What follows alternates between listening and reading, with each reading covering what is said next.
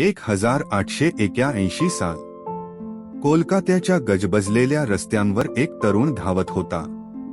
त्याचे डोळे प्रश्नांनी भरले होते. देव आहे का? जीवनाचं खरं अर्थ काय?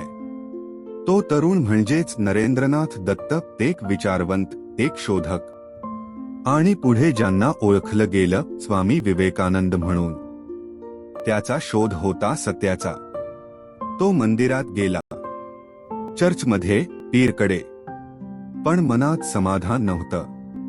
आणि मग त्याला भेटले रामकृष्ण परमहंस. नरेंद्रनं विचारलं, तुम्ही देव पाहिलाय का?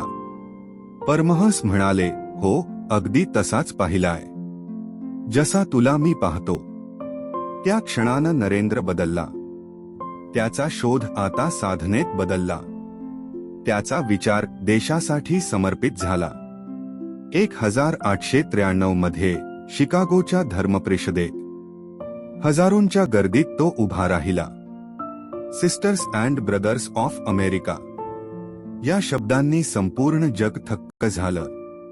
तो आवाज फक्त विवेकानंदांचा नव्हता, तो होता भारताच्या तरुणांचा, आत्मविश्वासाचा. स्वामी विवेकानंद म्हणाले, उठा, जागे व्हा आणि ध्येय प्राप्त होईपर्यंत थांबू नका. आजही ते शब्द तितकेच ताकदवान आहेत.